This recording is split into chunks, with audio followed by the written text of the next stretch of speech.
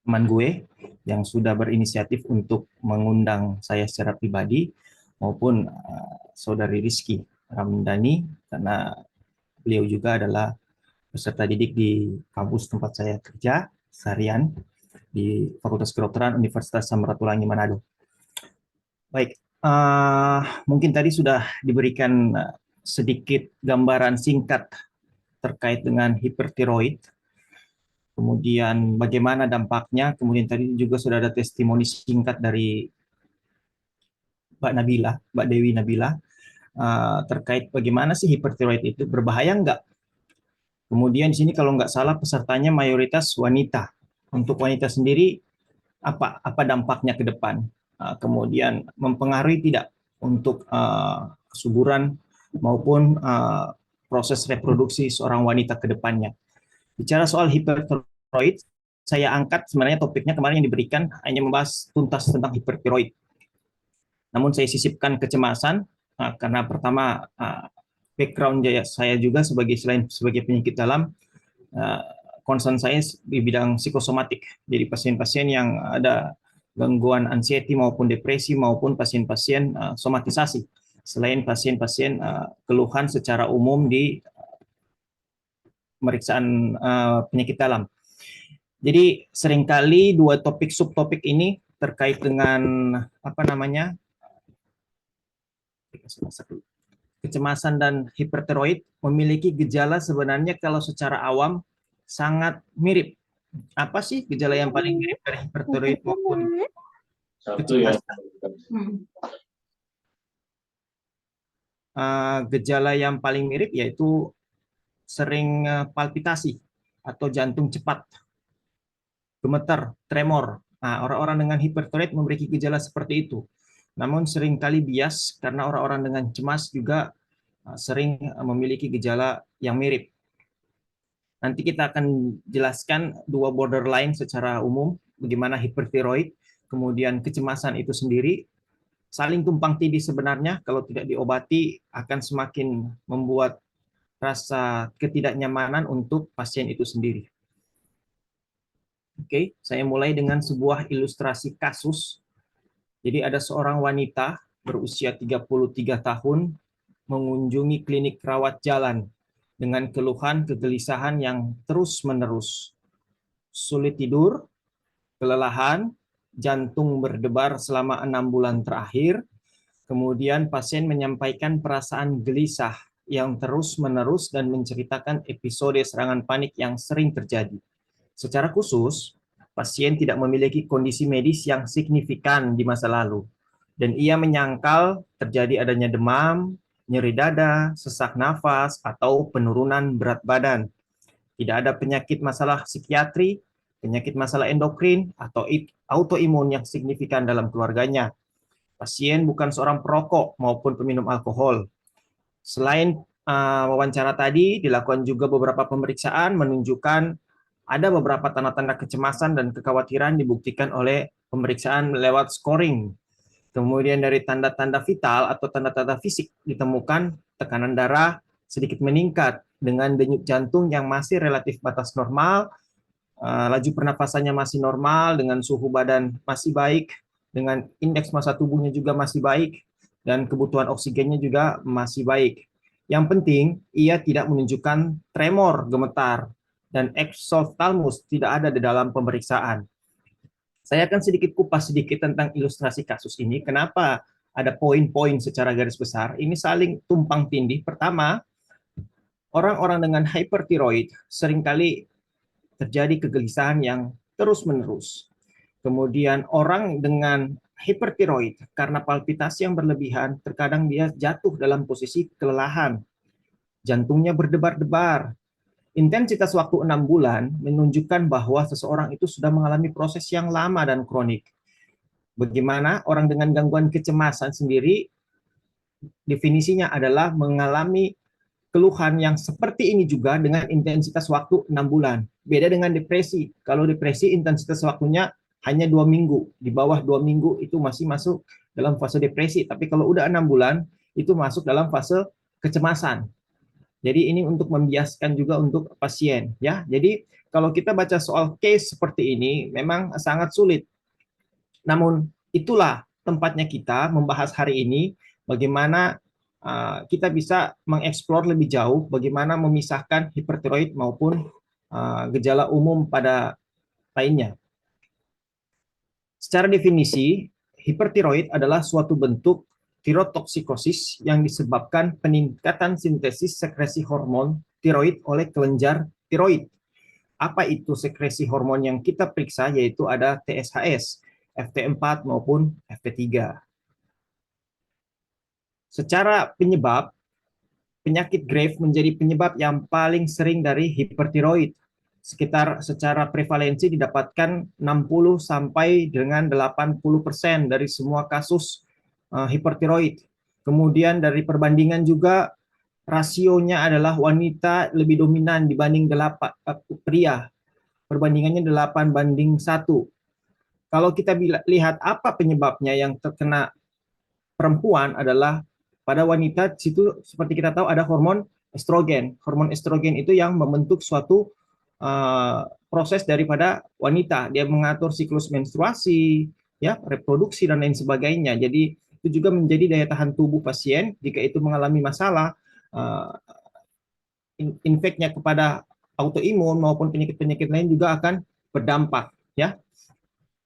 Ini secara garis besar, kita tidak usah terlalu jauh. Pertama, Graves' disease, toxic adenoma atau benjolan di leher yang ganas, kemudian beberapa benjolan di daerah leher yang dinamakan dengan multinodular goiter. Bagaimana kita mengetahui poin kedua maupun yang ketiga adalah biasanya pasien-pasien dengan hipertiroid seperti kita ketahui, walaupun tidak semua, mengalami pembesaran di daerah leher atau bagian tiroid. Nah, di situ nanti kita setelah kita melakukan pemeriksaan, didapatkan hasil laboratoriumnya meningkat, jika kita periksa kemudian ada pembesaran di daerah leher atau di daerah tiroid, kita lakukan biasanya pemeriksaan lanjutan, contohnya FNAB untuk melihat sifat daripada kelenjar tersebut, ya, apakah jinak ataupun ganas untuk kita tindak lanjuti selanjutnya. Nah, ini jenis-jenis penyakit tiroid secara umum, ada hipotiroid, lawan dari hipertiroid, atau penyakit gondok secara awam yang kita tahu, atau secara medisnya yang tadi saya sudah sebutkan, penyakit Graves, kemudian ada juga nodul tiroid, kemudian sifat yang sudah ganas, malignansi, yang kita ketahui yaitu kanker tiroid. Ini secara singkat, ya, bagaimana hipertiroid ini, ya, agak sedikit terpotong ya mungkin ya. Jadi dia tersekresikan diakibatkan karena produk TSH meningkat, kemudian terjadi metabolisme tubuh yang meningkat. Bagaimana metabolisme tubuh yang meningkat tadi? Seperti contoh takikardi, nadi cepat, ya, kecemasan, gelisah dan lain-lain. Akibatnya apa? Akibat daripada metabolisme yang meningkat ini seringkali terjadi aktivitas gastrointestinal yang meningkat. Tidak sedikit orang dengan hipertiroid mengalami jadi sering mual, muntah. Akhirnya apa? Meningkat, tapi kadang-kadang diikuti juga perubahan pola nutrisi yang berat badan yang menurun, ya. Ada juga proses yang lain, sifatnya tidak menyebabkan tidak ketenangan, akibatnya itu tadi tekanan darahnya meningkat, nadinya cepat, diikuti oleh perubahan pola kerja jantung dan paru. Kemudian akibatnya terjadi ketidakstabilan emosi. Nanti kita akan jelaskan di akhir bagaimana kita mengatur kecemasan, emosi pada pasien-pasien dengan hipertiroid. Ya, faktor resiko yaitu tadi pertama biasanya kalau pada wanita diakibatkan karena hormon, kemudian yang kedua diakibatkan karena ada faktor herediter, faktor keturunan, ya. Ada juga penyakit akibat autoimun, ya. Kemudian pasien itu mengkonsumsi iodin yang berlebihan baik secara langsung maupun dalam bentuk obat dalam jumlah yang banyak. Kemudian secara garis besar walaupun tidak semuanya dominan didapatkan pada wanita usia 60 tahun. Walaupun akhir-akhir ini juga banyak di bawah 60 tahun sudah terjadi gangguan tiroid. Ini tanda dan gejala yang paling sering kita dapatkan kalau pada wanita atau penderita yang berusia lebih muda, manifestasi klinisnya antara lain palpitasi. Jadi tadi cepat nadinya nervous, gemetar. Akibatnya sering terjadi mudah capek, kemudian terjadi diare, gangguan intestinal tadi yang sudah saya jelaskan, berkeringat banyak, tidak suka panas, maunya di tempat yang dingin atau AC, ya. Kemudian pada wanita gejala muda diikuti juga oleh biasanya amenore atau gangguan haid, haidnya berkurang lebih sedikit atau bahkan kadang-kadang didapatkan juga tidak haid. Pada anak-anak terjadi peningkatan pertumbuhan dan percepatan proses pematangan tulang. Kemudian untuk usia tua biasanya diikuti gejala tambahan manifestasi kardiovaskular dan miopati. Ya, kardiovaskular ini gangguan di jantung, ya. Karena apa? Tadi nadinya cepat terus dipaksa terus organ kita, akhirnya terjadi damage organ, gangguan organ. Kemudian sesak, tremor, dan diakibatkan penurunan berat badan pada pasien-pasien dengan gangguan tiroid.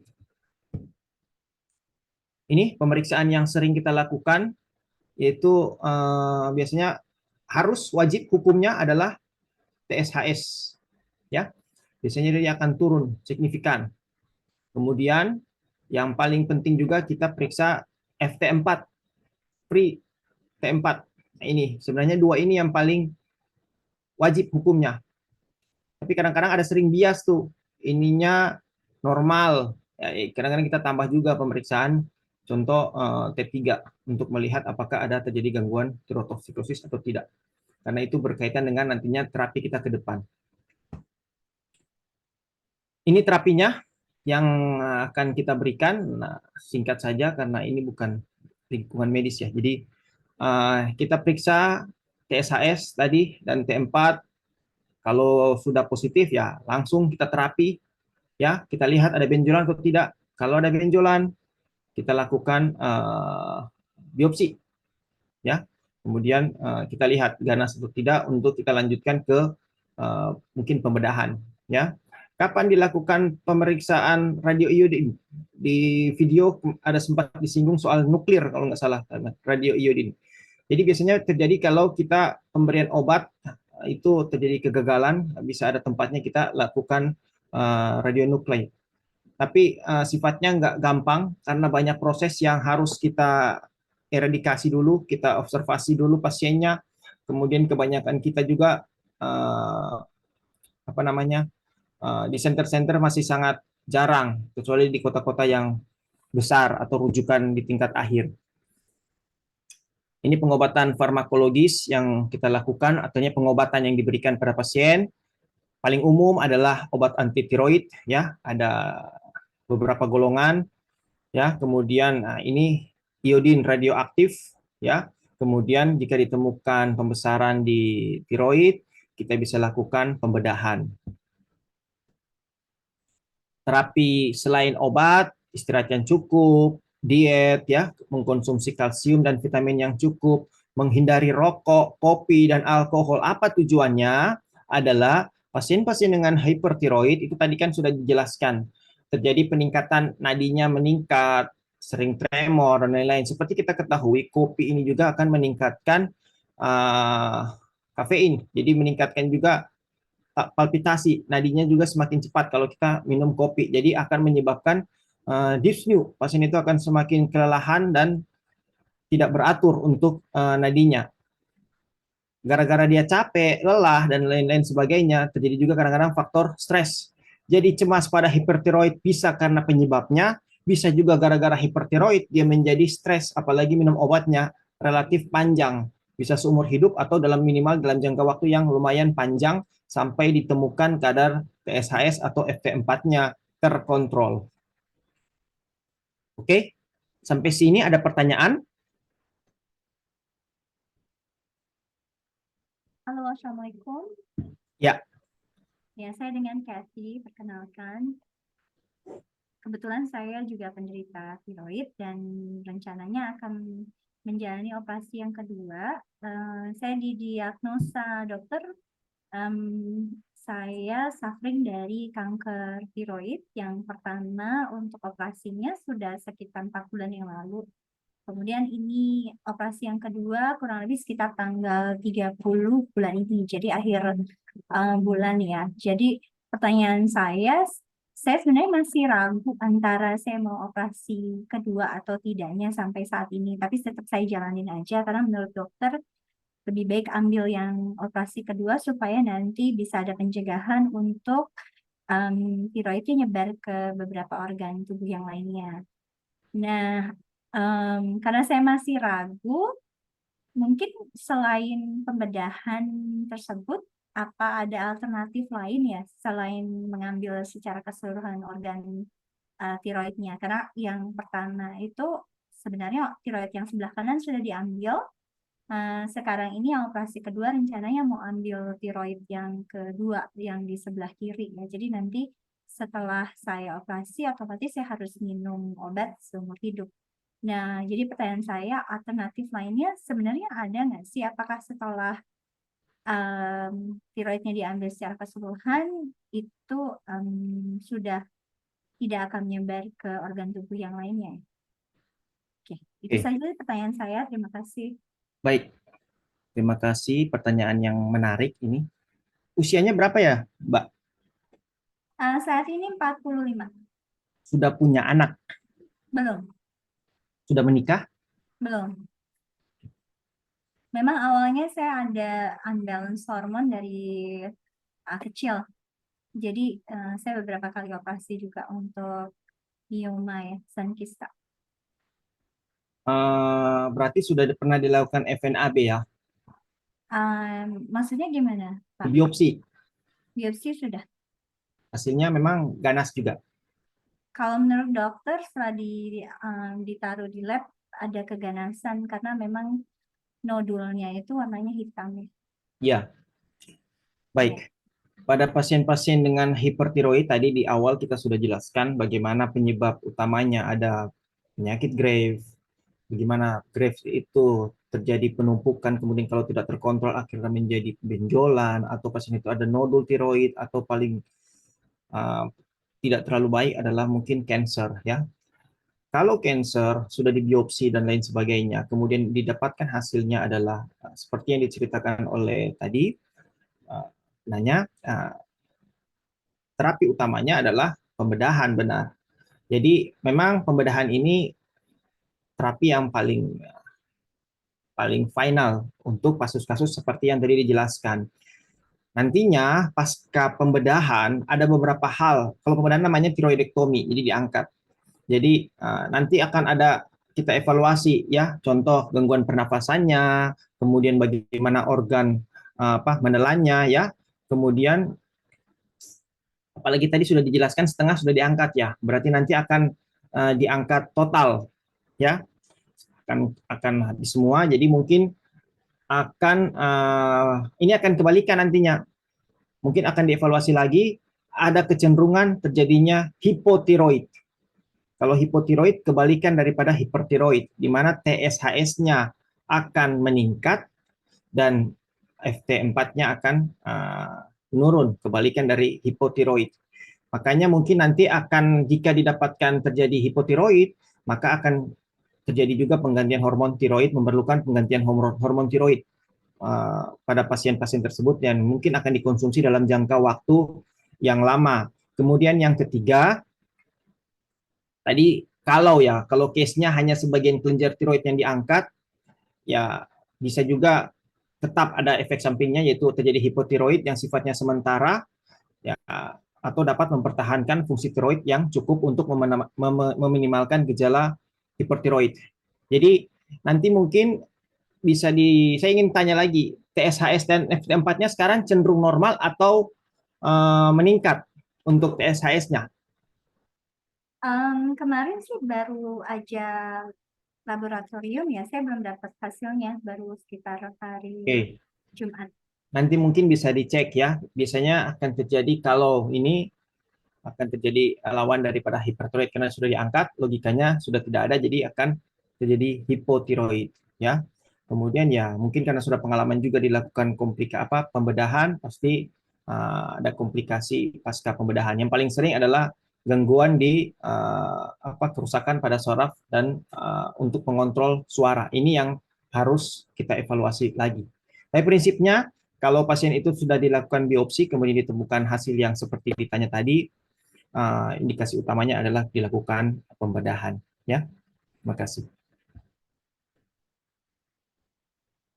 Ada lagi pertanyaan sebelum saya masuk ke topik selanjutnya? Pak Muhammad, maaf, boleh saya tanyakan satu lagi, boleh ya? Ya, silakan. Kalau misalnya nanti sudah dua-duanya diangkat, berarti itu akan ada mempengaruhi ke pita suara saya nggak ya? Atau memang nggak ada pengaruhnya sama sekali ya?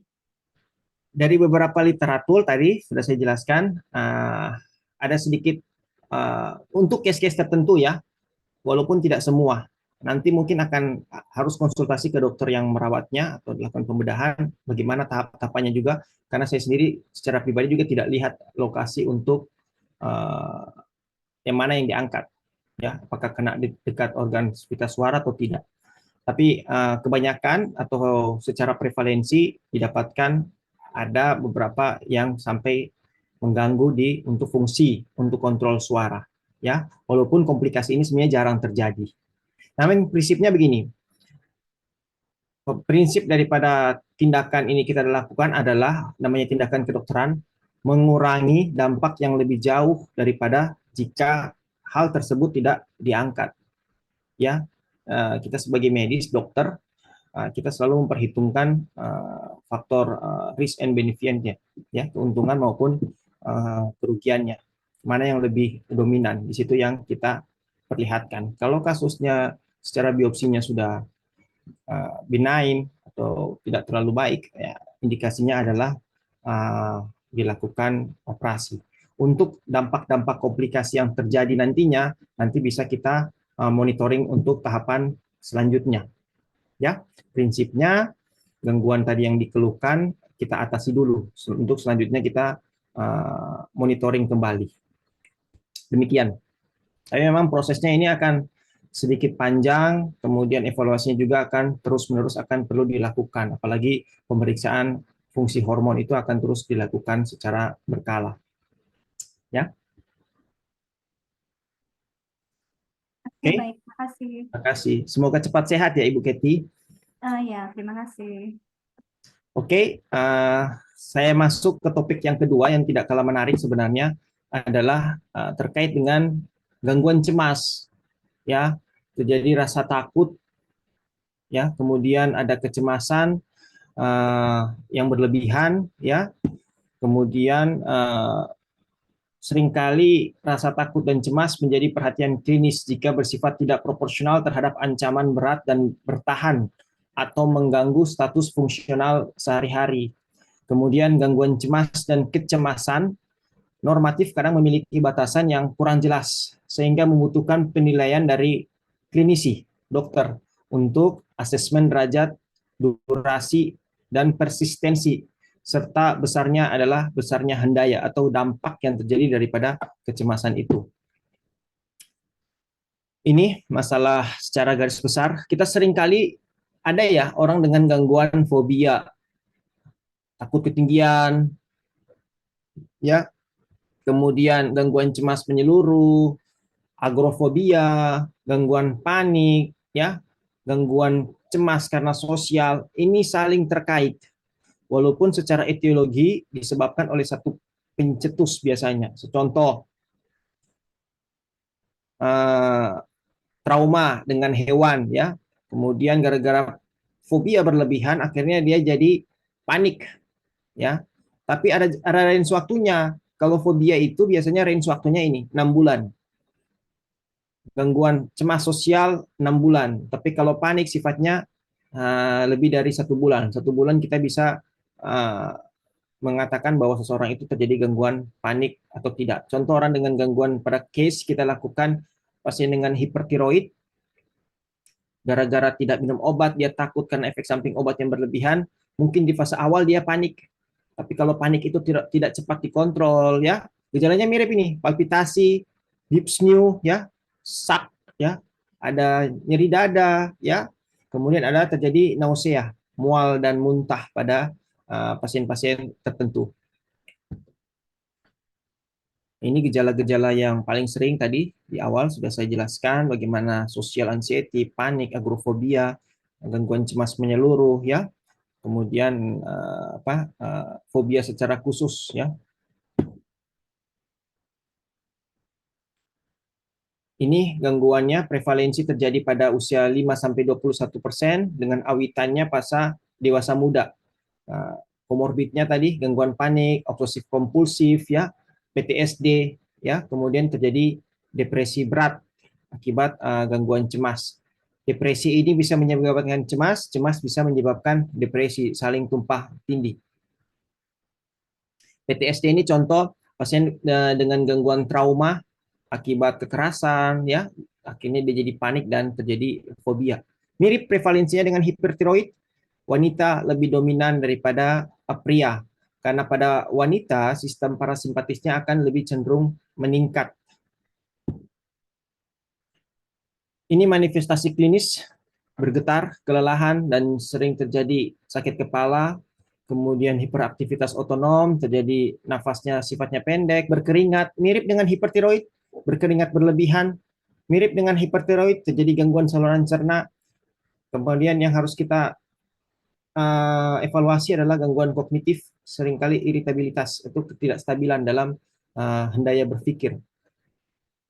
Terapi yang kita berikan, kita konsultasi dengan dokter yang terkait maupun psikolog ya, bisa kita lakukan psikoterapi seperti reassurance dan menggali faktor-faktor pencetus. Jika ternyata cemas itu terkait dengan faktor organik, contoh cemasnya kita bias nih, ternyata dari anamnesis kita lakukan atau wawancara kita dapatkan ada keluhan-keluhan di pemeriksaan fisik, pemeriksaan tiroid dan lain-lain ya, lebih dominan di gangguan tiroidnya dulu kita atasi ya. Ini secara garis besar kita memberikan kesimpulan akhir. Keletihan biasanya pada pasien-pasien hipertiroid, sensitif terhadap suhu, kesulitan untuk konsentrasi ya. Kalau hipertiroid lebih cenderung sulit berkonsentrasi, kalau hipertiroid terus-menerus berpikir dan melakukan aktivitas yang berlebihan. Aktif, orangnya hiperaktif tuh. Untuk gangguan seksual sendiri, orang dengan gangguan hipertiroid terjadi penurunan. Sedangkan orang dengan hipertiroid kebalikannya, jadi peningkatan aktivitas seksual, ya. Kemudian kurang motivasi, kemudian depresi dan kecemasan, kesulitan tidur. Orang dengan gangguan depresi akan menyebabkan kesulitan tidur. Kesulitan tidur ini beda dengan gangguan tidur. Kesulitan tidur artinya pada saat dia mau memulai tidur, dia sulit. Kalau gangguan tidur, dia tidur, kemudian dia terbangun di malam hari. Nah, itu dominan orang dengan kecemasan, anxiety. Mungkin teman-teman yang kuliah seringkali mengalami kalau besok mau ujian, seringkali memaksakan tidur, mata ngantuk, tidur, tapi tengah malam pasti kebangun. Nah, itu gejala dari cemas. Tapi kalau orang itu depresi, contoh ditinggal pasangan hidup, atau ditinggal orang yang paling dia sayang, atau ada masalah pribadi, atau masalah yang membuat tadi panik, PTSD, trauma, kemudian mengganjal dalam dirinya, jatuh pada tahap depresi, fase awalnya itu sebelum kesulitan untuk tidur. Jadi beda ya, tidak semua orang dengan gangguan tidur itu adalah depresi maupun cemas. Kita lihat dari polanya, sebelum tidur atau sering terbangun di malam hari. Kemudian orang-orang hipertiroid sering terjadi gangguan kepribadian seperti mudah tersinggung. Ya, ini borderline pemisah daripada hipertiroid maupun hipotiroid. Jadi hipertiroid jantungnya berdebar cepat, hipotiroid lebih lambat ya. Ini gambaran saya jelaskan di pasien di poliklinik kami bahwa ini pemeriksaan namanya HRV untuk melihat kecemasan ya. Ini gambaran orang dengan gangguan anxiety di mana kecemasannya lebih dominan, sistem saraf simpatis. Pada wanita atau pada orang-orang yang dengan gangguan depresi kebalikannya, parasimpatisnya akan meningkat. Ya. Kita lihat di sini RRV-nya juga kita bisa lihat tujuannya apa ini untuk melihat kualitas tidur. Idealnya gambaran RRV ini adalah menyebar ya. Ini pada pasien terjadi pengumpul dalam suatu range tempat ya. Mungkin ini singkat yang saya jelaskan. Walaupun dominannya PNS ini lebih tinggi, biasanya orang depresi dan lebih dominan pada wanita. Jadi ini contoh case pada orang-orang anxiety. Jadi apa maknanya bahwa kalau kita ada ansietas, ada kecemasan, jangan lupa untuk kontrol dulu. Jangan cepat-cepat kita mendiagnostik bahwa diri kita cemas, diri kita depresi, kemudian kita memberi minum obat sendiri atau melakukan reassurance sendiri, melakukan validasi sendiri tanpa kontrol. Nah, ini penilaian yang sebenarnya sifatnya sangat objektif. Seperti halnya kalau EKG atau rekam jantung, kita lihat, oh ada sering kali nyeri dada di bagian kiri. Kemudian kita lihat pemeriksaan objektifnya adalah rekam jantung. Atau pasien dengan batuk, sesak, kita lakukan foto ronsen. Ya, ini kebetulan baru ada di Rumah Sakit Cipto Mangunkusumo. Oke, terima kasih. Kalau ada pertanyaan secara umum untuk kecemasan, untuk hipertiroid, atau kedua faktor yang saling bersinggungan, saya persilahkan. Waktu dan tempat saya kembalikan ke Rizky sebagai moderator. Baik, terima kasih dokter. Itulah tadi pemberian materi yang sangat insightful, membuka wawasan kita semua mengenai penyakit tiroid dan bagaimana kita menyikapi kecemasan yang sering kali muncul dalam penyakit tiroid. Mungkin bisa kita temukan di sekitar kita atau bahkan diri kita sendiri. Dengan ini, sesi pemberian materi telah selesai. Tentu dari seluruh partisipan, sudah banyak nih yang bertanya-tanya atau penasaran lebih lanjut mengenai penyakit tiroid ini maupun gangguan kecemasan. Oleh karena itu, selanjutnya saya akan buka sesi tanya jawab untuk 3 orang penanya terlebih dahulu. Jadi kepada seluruh partisipan yang mempunyai pertanyaan bisa langsung klik tombol raise hand. Kemudian dari saya sendiri akan mempersilakan untuk mengajukan pertanyaannya secara langsung. Atau bisa juga mengirimkan pertanyaan via chat Zoom dengan menuliskan nama tentunya. Mungkin dokter di sini sudah ada pertanyaan. Oh iya, di sini ada Saudari Nida, bisa dengar suara saya? Bisa. Assalamualaikum. Apa suara saya terdengar? Cek, apa suara saya terdengar? Iya, terdengar Nida. Dipersilakan. Ya, terima kasih sebelumnya atas kesempatannya dan juga atas ilmunya sore ini. Perkenalkan, nama saya Nida. Sekarang saya tinggal di Kota Bogor. Sekarang saya berusia 25 tahun dan saya telah menderita pembengkakan kelenjar tiroid selama 14 tahun. Waktu itu ketahuannya pas saya dari kelas 6 SD. Nah, sekarang saya udah bekerja. Dari dulu masalahnya itu dari dulu itu apa ya? Berobat saya itu tidak secara keberlanjutan gitu. Sering sering berhenti, lanjut lagi, berhenti, lanjut lagi, berhenti, lanjut lagi. Terus akhir-akhir ini tuh, ya kemarin tuh orang tua saya untuk meminta saya untuk kembali berobat, memeriksakan kembali penyakit tiroid saya. Tapi saya juga punya keraguan gitu karena udah dari terakhir kali periksa itu sudah 2 tahun yang lalu. Waktu itu hasil pemeriksaannya itu FT4-nya normal, tapi TSHS-nya rendah dan akhirnya dokternya itu tidak memberikan obat dan meminta untuk kembali check up 6 bulan kemudian. Tapi karena waktu itu ada kendala suatu, jadi tidak periksa lagi. Kemudian akhirnya kebablasan sampai sekarang nggak ke dokter lagi gitu. Oh iya, terus waktu terakhir kali itu saya itu periksanya itu ke dokter endokrin ya, sekaligus periksa endokrin terus, tapi saya itu ragu sekarang tuh apakah kembali ke dokter yang kemarin saya terakhir kali periksa atau mulai lagi mulai lagi ke dokter spesialis penyakit dalam dulu gitu. Nah, saya masih ragu di sananya seperti itu. Gimana ya? Saya jawab ya. Ya. Jadi ini sebenarnya pertanyaannya sudah mengandung jawaban sebenarnya. Jadi kalau ditanya apakah tetap kontrol, dan yang ingin saya garis bawahi bahwa apa yang dilakukan oleh dokter pertama tadi itu sebenarnya sudah tepat ya. Jadi saudari Nida istilahnya menderita hipertiroid dengan subklinis. Kenapa dikatakan hipertiroid subklinis? Karena TSHS-nya menurun, FT4-nya terkontrol normal. Makanya tadi di awal saya sempat singgung ya, kita baiknya cek cek lagi T3-nya untuk konfirmasi, walaupun borderline-nya adalah TSHS dan FT4 sambil kita lihat klinisnya. Jadi betul, sekali dia sudah apalagi ada keluhan di TSHS, kemudian FT4-nya walaupun dia normal, tetap dikontrol 6 bulan. Tujuan kontrol adalah sebenarnya itu menggarisbawahi bahwa sebenarnya Nida ini belum sembuh. Ini seperti halnya orang dengan hipertensi, sekali sudah ditegakkan diagnosis darah tinggi atau penyakit DM gula, walaupun pada saat itu tekanan darahnya turun atau terkontrol, normal, tetap harus dikontrol.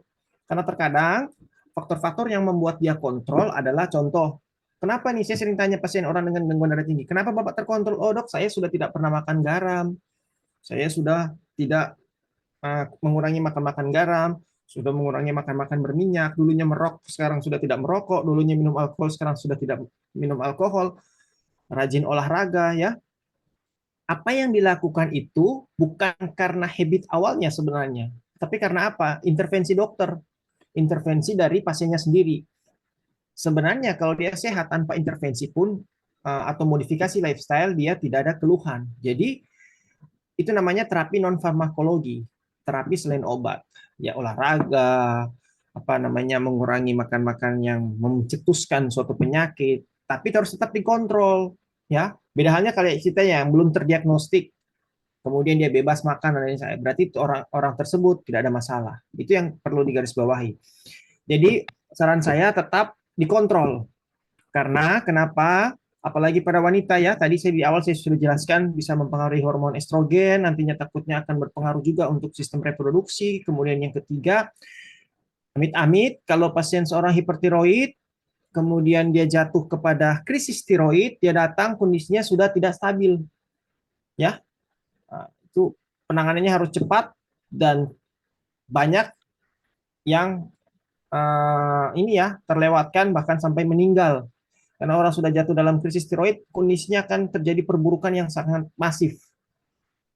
Ya, jadi saran saya tetap harus kontrol. Kemudian yang kedua, untuk pertanyaan tadi, apakah kontrolnya ke penyakit dalam atau endokrin? Sebenarnya dua-dua boleh.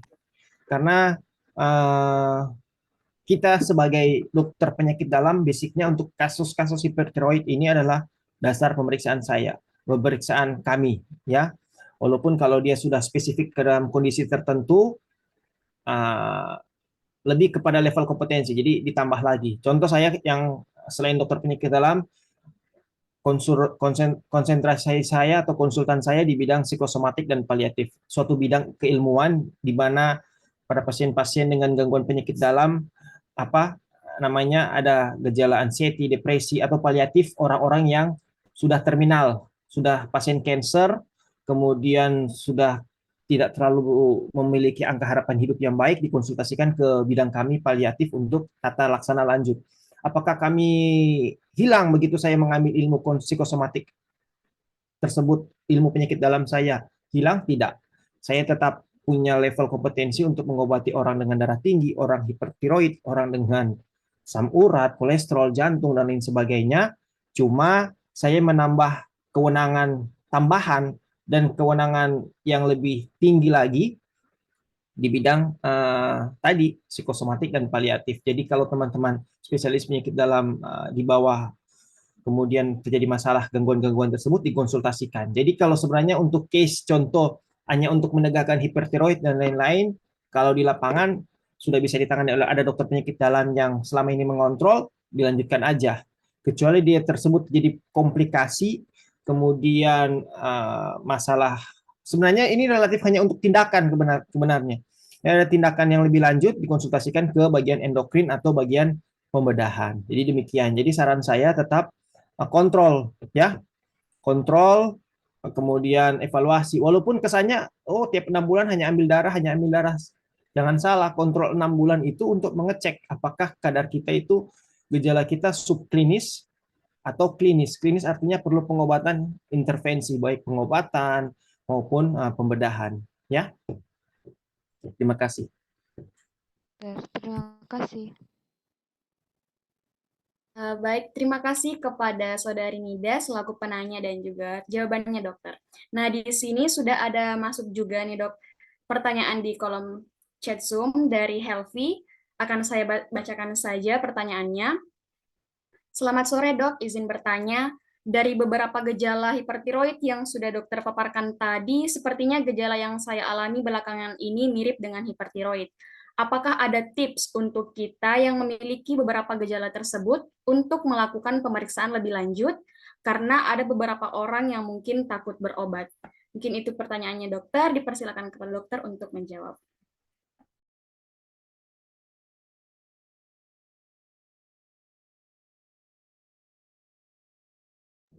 Oke, baik. Jadi kalau kita lihat gejala sepintas, mungkin kita semua akan hipertiroid ya. Rizky mungkin besok kalau mau ujian pasti terjadi ansietas, cemas, ya pasti orang menganggap gangguan hipertiroid. Jadi mungkin kayak pengalaman saya, atau case lah Nabila ya, waktu itu datang ke saya kan waktu itu, Nabila kalau nggak salah keluhannya apa ya Nabila ya? Asam lambung, dokter. Nah, asam lambung. Tapi kenapa waktu itu saya memeriksa hipertiroid? Padahal Nabila tidak apa namanya, tidak ada keluhan dan saya tidak menggali. Ada satu hal yang saya lihat bahwa itu namanya kenapa kita tidak boleh belajar di Google. Tidak boleh bertanya kepada yang bukan ahli. Ada hadisnya kan, kalau kita mempercayakan seseorang yang bukan pada ahlinya maka akan hancur. Jadi itu intermezzo saja. Jadi artinya case kayak Nabila datang ke saya untuk gangguan masalah di gangguan pencernaan. Kalau saya lihat kan hanya satu, di sini malah tidak dikaitkan. Ada di case tadi masalah gastrointestinal hanya sepintas. Tapi apa yang saya lihat dari Nabila, ada kelopak matanya yang sedikit exophthalmos. Exophthalmos artinya matanya sedikit menonjol di situ. Walaupun sebenarnya tidak terlalu signifikan. Kemudian gejalanya adalah dari anamnesis atau wawancara yang saya lakukan secara singkat.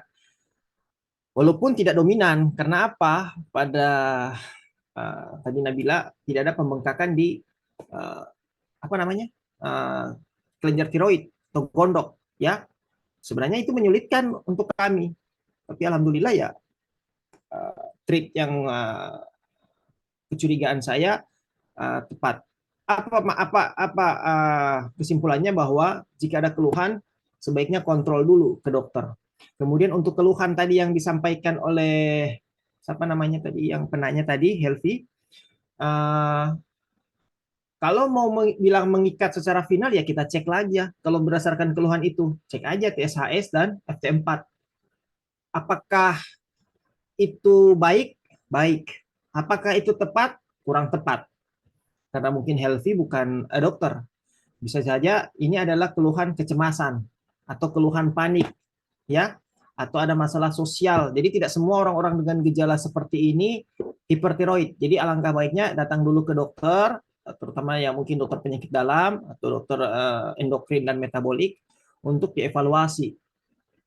Ya, jadi tapi kalau pengen screening, apalagi pada pasien itu untuk garisnya ada riwayat herediter, artinya ada keturunan, tidak menutup kemungkinan. Ya. Atau kedua, ada keluhan seperti ini, tahu-tahu gondoknya besar. Matanya exophthalmos, menonjol. Bisa, artinya sudah ada gejala atau masalah organ yang secara spesifik. Tapi kalau lihat hanya dari seperti ini, akan sulit. Ya. Kita masuk tanggal tua nih. Pasti akan cemas, depresi, nggak bisa tidur, mudah tersinggung, ya. Akhirnya terjadi juga masalah-masalah gangguan seksual dan lain-lain. Jadi saran saya, selain keluhan ini, ada keluhan yang sebenarnya spesifik tadi. eksoftalmus, mata menonjol, atau ini apa namanya gondok, ya. Nah, itu biasanya akan dominan. Tapi kalau keluhannya itu masih belum jelas, sebaiknya ke dokter dulu untuk kita lakukan pemeriksaan. Ya, minum obatnya kadang-kadang juga seringkali, oh nadinya cepat nih. Kita Google minum obat untuk menurunkan nadinya. Tidak semua orang dengan hipertiroid juga kita berikan obat penurun nadi, walaupun nadinya cepat. Ya, kebanyakan memang diberikan, tapi ada yang tidak karena memiliki dampak efek samping yang lain. Jadi pesan saya, take home message saya adalah kontrol dulu ke dokter karena kita perlu evaluasi lagi kalau memang ada yang bermasalah akan dieksplor lebih lanjut, ya. Demikian jawaban saya. Terima kasih. Baik, terima kasih dokter atas jawabannya. Benar sekali dok, semua orang jika sudah mengalami keluhan ini, keluhan itu langsung akan searching di Google dan melakukan self-diagnose sendiri. Jadi tentu itu akan merugikan diri kita sendiri. Jadi poinnya kepada Mbak Helvi, mungkin jangan takut untuk memeriksakan diri ke dokter ya jika memang mengalami gejala yang sudah dirasa mengganggu. Apalagi penyakit tiroid ini memiliki gejala yang umum jika kita lihat secara sekilas. Mungkin dari partisipan lain ada yang ingin ditanyakan bisa langsung raise hand atau mengirimkan pertanyaannya di kolom chat Zoom. Dipersilakan.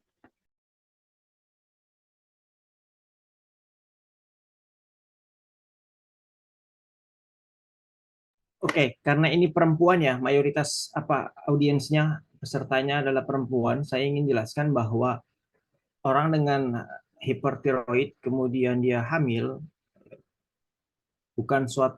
sebenarnya bukan suatu masalah ya, selama dia itu kontrol. Dan alangkah baiknya pada saat dia orang dengan hipertiroid kemudian dalam kondisi hamil, secepatnya adalah segera kontrol, selain ke dokter kandungan, kontrol juga jujur. Intinya kita jujurlah ke dokter juga, ke dokter kandungannya bahwa seseorang itu menderita hipertiroid karena nantinya ada modifikasi obat di situ.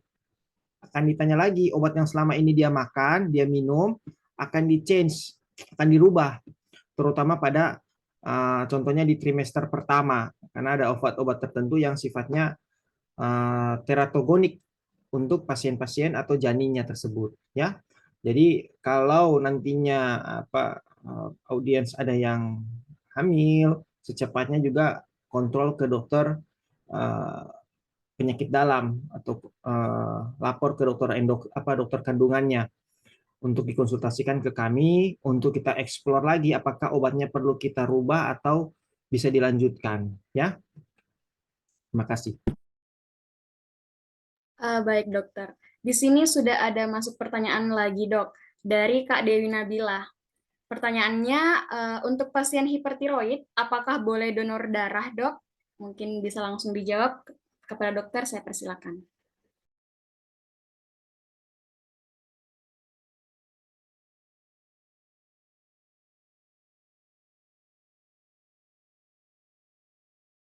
Maaf tadi putus-putus, bagaimana suaranya? Baik, saya ulangi dok. Untuk pertanyaan selanjutnya, pasien hipertiroid apakah boleh donor darah dok? Mungkin itu saya alihkan ke dokter. Kita lihat dulu kondisi fisiknya, ya. Sebenarnya tidak terlalu disarankan, tapi kita lihat dulu, dieksplor lagi kondisi fisiknya dari pasien itu, apakah terkontrol atau tidak untuk dilakukan donor darah. Kalau dia terkontrol, kemudian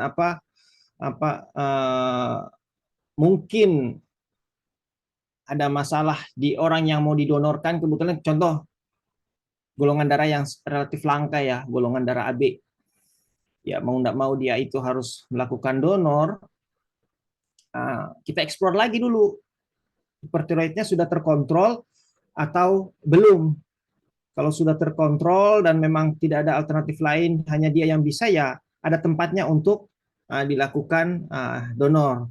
Tetapi kalau pada pasien itu belum terkontrol, ya terkontrol ini definisinya nanti hanya dokter yang bisa mengeksplornya, ya tidak disarankan untuk dilakukan donor darah karena tadi ketidakseimbangan di masalah fisiknya maupun di hormonnya, ya. Jadi kembali lagi kita evaluasi, eksplor lagi kondisi klinis dari penderita hipertiroid tersebut. Karena apa? Karena orang-orang dengan hipertiroid terjadi fluktuasi kadar hormon tiroid yang tidak stabil. Akibatnya apa? Pemberian darah dalam kondisi ini dapat untuk case-case tertentu dapat memperburuk gejala atau menyebabkan ketidakstabilan kesehatan. Jadi contoh nih, pasien dalam kondisi lemah, jantung berdebar-debar, lemah ya. Donor darah kan kadang-kadang bisa juga dia buat capek ya, lemah fisik, fatigue. Jadi pasien juga terjadi kondisi yang semakin tidak nyaman ya. Tapi itu dieksplor lagi kondisi klinis pasien tersebut ya. Terima kasih.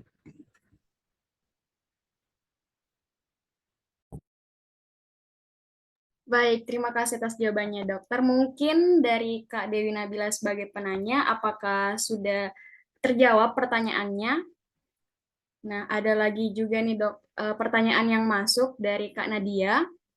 Langsung saya bacakan. Dokter, boleh dijelaskan lebih lanjut tentang apa itu Graves' disease?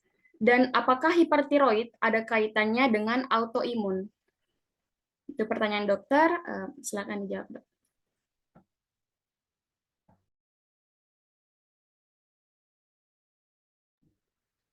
Oke. Saya share lagi.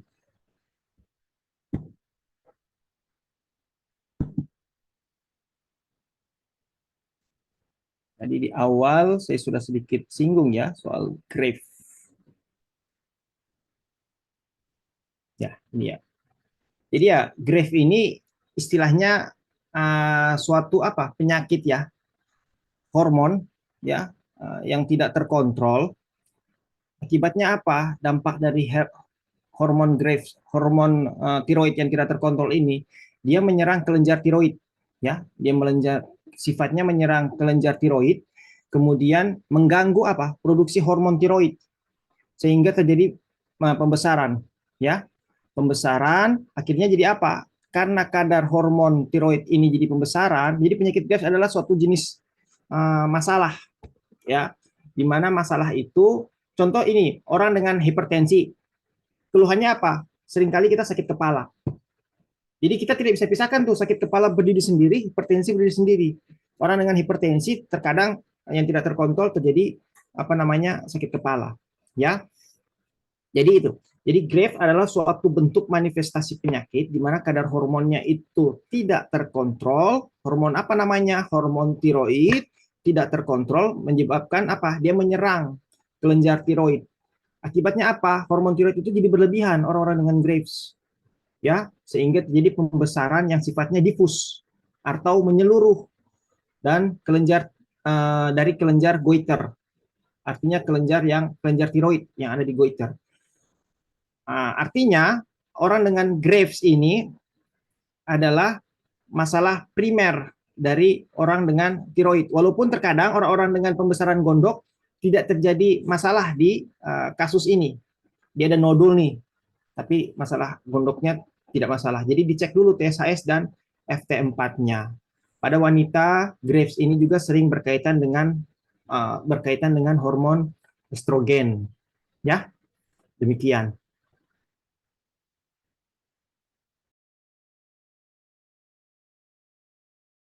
Baik, terima kasih jawabannya, dokter. Nah, mohon maaf sebelumnya, dokter dan seluruh partisipan, mengingat waktu yang kita miliki terbatas, maka dari itu saya akan menutup sesi tanya-jawab kali ini. Mungkin dari dokter sendiri, di sini ada masuk pertanyaan terakhir, dok. Apakah masih bisa dijawab dari dokter? Ya, satu pertanyaan, silakan. Oke, baik. Jadi satu pertanyaan terakhir dari Kak Kety. Dokter, maaf saya mau bertanya lagi. Nanti jika saya dioperasi kedua dan diambil semua tiroidnya dan harus minum obat seumur hidup ya. Nah, kalau lupa minum obat, apa efeknya ya, dok? Misalnya lupa minum 2 atau 3 hari karena traveling dan tidak bawa obatnya. Mungkin saya kembalikan ke dokter. Oke, ya. kalau sudah dioperasi kan nanti dampaknya tadi kayak tadi yang sudah jelaskan ya, dampaknya akan kebalikan, hipotiroid. Pada prinsipnya sebaiknya jangan lupa ya, karena itu kan sudah kewajiban. Tapi memang tidak bisa dipungkiri juga karena kesibukan, apalagi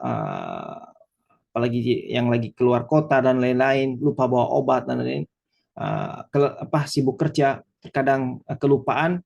Mungkin pada case-case tertentu sekali dua kali bisa ditoleransi walaupun tidak disarankan ya.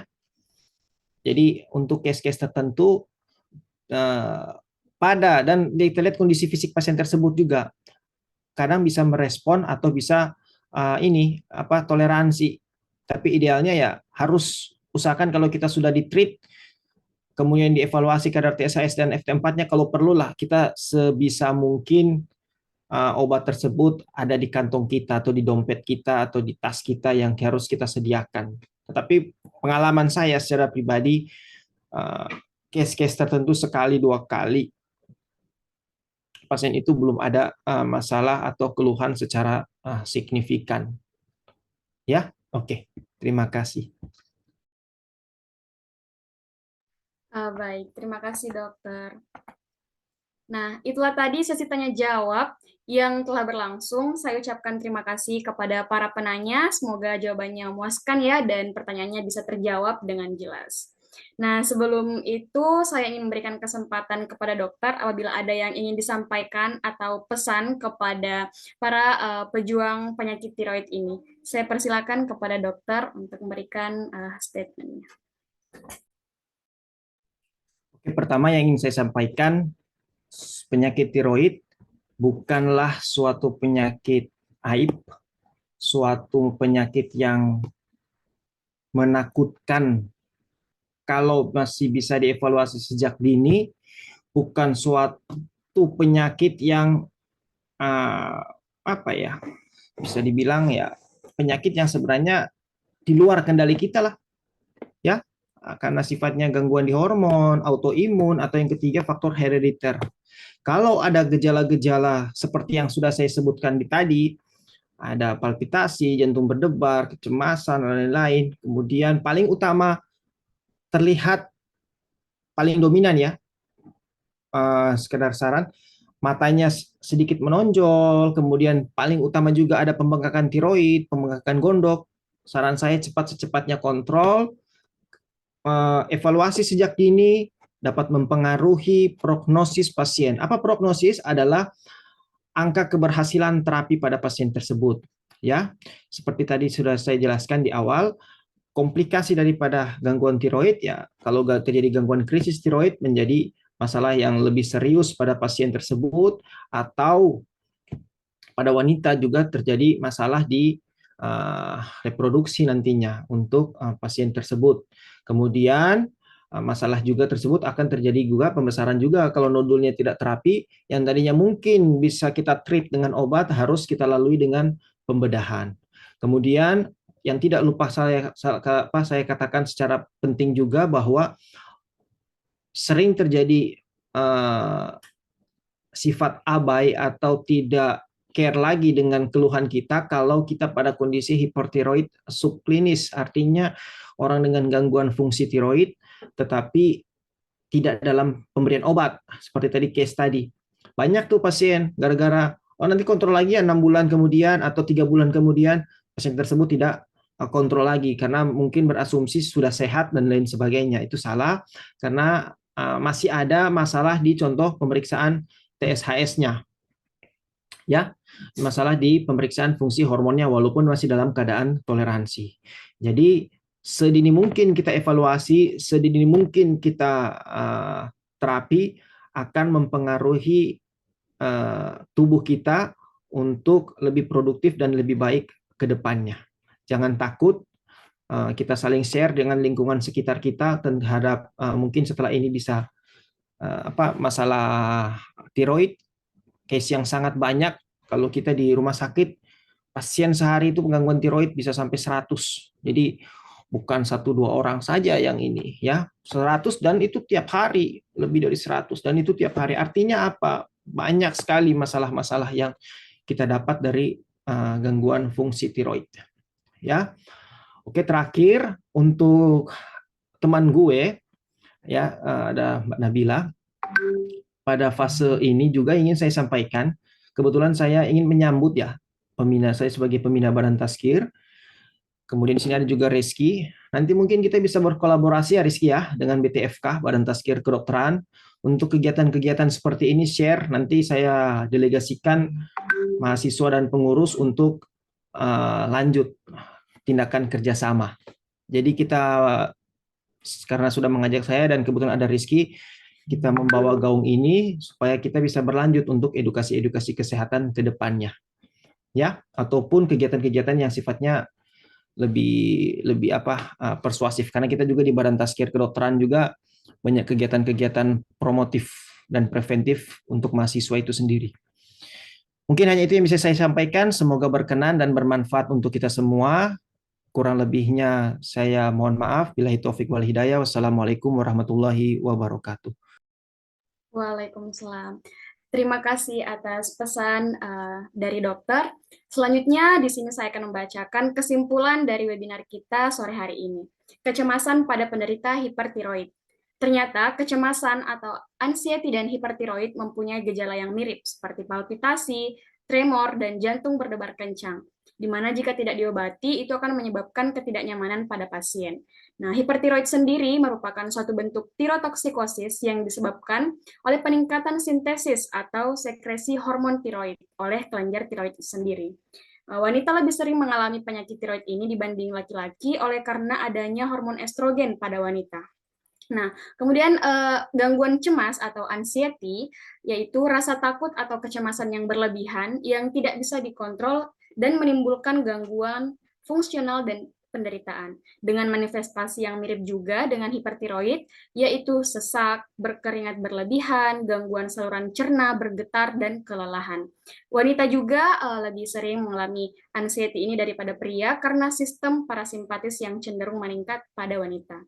Etiologi hipertiroid yang paling sering menyebabkan hipertiroid ini adalah Graves' disease, ada juga benjolan ganas di leher, dan multinodular goiter. Nah, selain hipertiroid, beberapa jenis penyakit tiroid yaitu hipotiroid dengan gejala yang berbeda dengan hipertiroid, gondok, nodul, dan kanker tiroid. Tanda dan gejalanya sudah dijelaskan tadi, yaitu palpitasi, nadi cepat, gemetar, mudah lelah, diare, berkeringat banyak, dan tidak suka panas.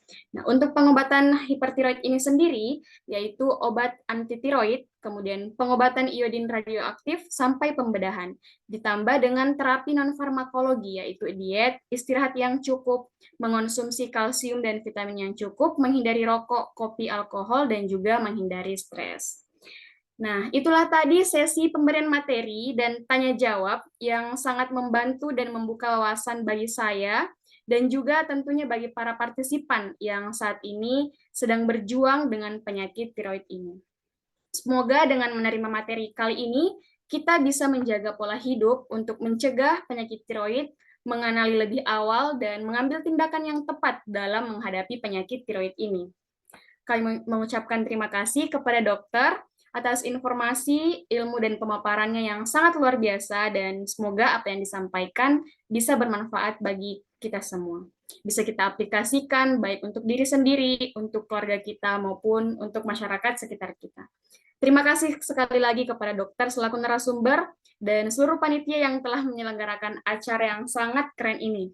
Juga kepada seluruh partisipan yang dari tadi sudah sangat antusias ya mengikuti sesi pemberian materi dari awal hingga akhir. Nah, dengan berakhirnya sesi ini, saya Reski Amalia selaku moderator pamit undur diri dan mohon maaf jika ada salah kata selama acara berlangsung. Untuk sesi selanjutnya, saya kembalikan ke Kak Nadia selaku MC. Terima kasih, selamat sore. Sore, Kak. Sebelumnya saya ingin mengucapkan terima kasih sebesar-besarnya kepada Dr.